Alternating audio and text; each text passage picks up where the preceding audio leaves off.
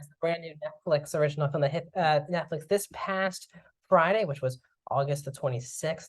The film stars Kevin Hart, Mark Wahlberg, and Regina Hall, and is about Kevin Hart's character. He's a stay-at-home dad in his relationship with Regina Hall.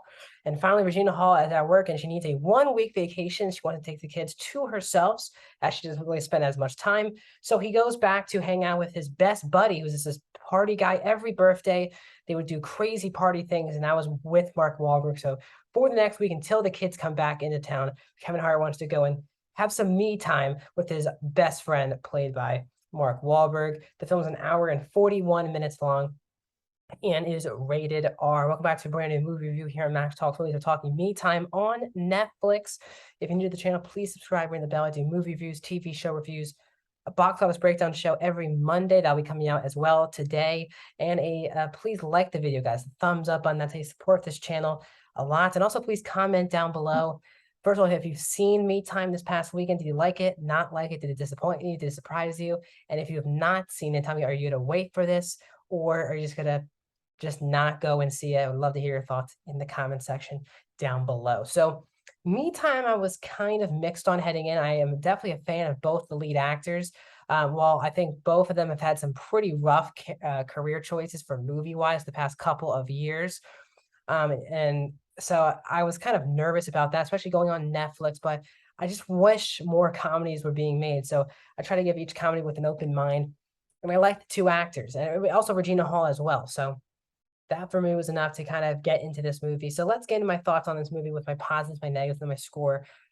So my positives are, I think the funniest person in the whole movie, I think the only person who I was laughing at was Mark Wahlberg. I found like, now this may also be because I like Mark Wahlberg's style of humor. If that's not for you, he's doing Mark Wahlberg in this movie.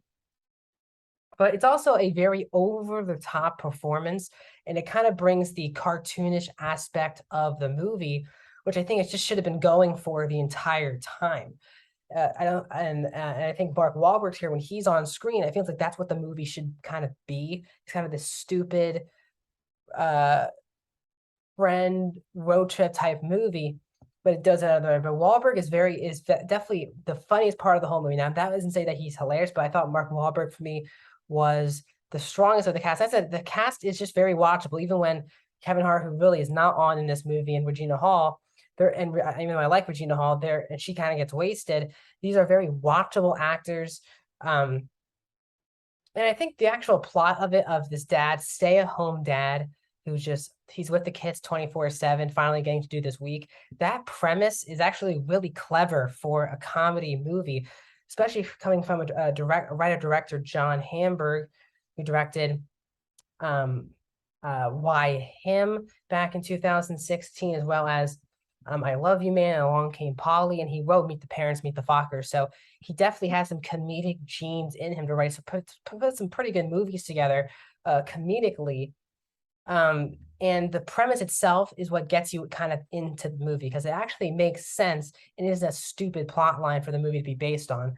But as I can say, I'm just running out of positives because I really did not like this movie. And this is going to be one of the most frustrating movies because this is a straight up comedy movie that I was just not really laughing at whatsoever. There were a couple I think like one or two bits with Mark Wahlberg that I was like laughing at, not just like chuckling. But this movie misses the mark so much on the comedy that for me, it's already out of all the movies I've seen this year, it is my least favorite comedy movie. And I thought The Bubble was not going to be touched, which is another Netflix movie with Judd Apatow. Me Time for me is worse than that because this movie has no idea what it wants to be throughout the entire runtime. First of all, the rating is at times confusing because they're cursing throughout the entire film, but there's also like a family story with Kevin, like which ends in like a talent show in the movie. The whole kind of the third act kind of culminates in a kids talent show.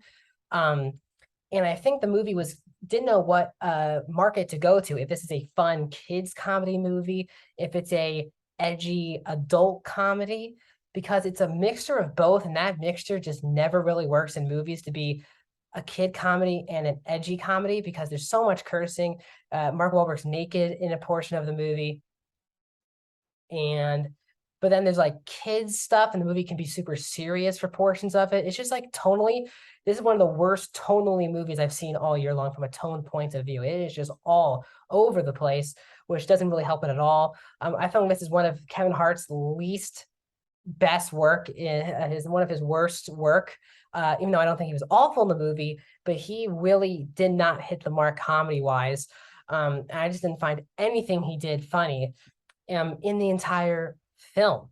I actually do buy, it's one of the positives, I do buy Hart and Wahlberg being these friends, but this movie is, while it's heavily promoted to be a Mark Wahlberg and Kevin Hart film, this whole movie is really about Kevin Hart. And Mark Wahlberg definitely pops in. He's definitely the second lead actor, but they're kind of like Kevin Hart co-starring Mark Wahlberg, but it's really Kevin Hart's movie, which is kind of why I wanted more of Mark Wahlberg, because he's not in the movie as much as people are thinking heading in, which was also a bit disappointing. Tonally, it's a mess. I didn't care about any of the characters. Regina Hall is so wasted, as she's not really given much screen time. There's just no depth.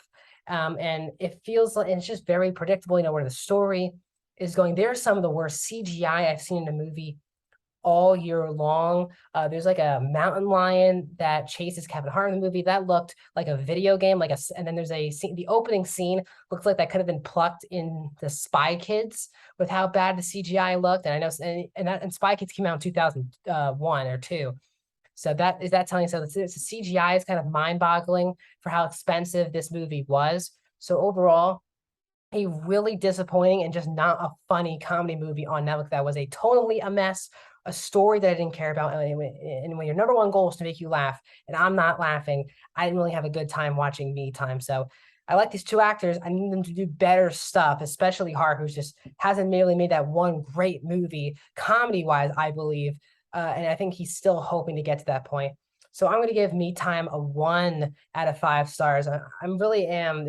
I'm just struggling with this movie. So I'm going to go 26% for Me Time. I think it's one of the worst, for so far for me, the worst comedy that I've seen all year long. So that's my thoughts on Me Time on Netflix. If you disagree, tell me, what did you disagree with me about? Non-spoiler way. Did you think the movie was funny? Did you like the performances? Let me know.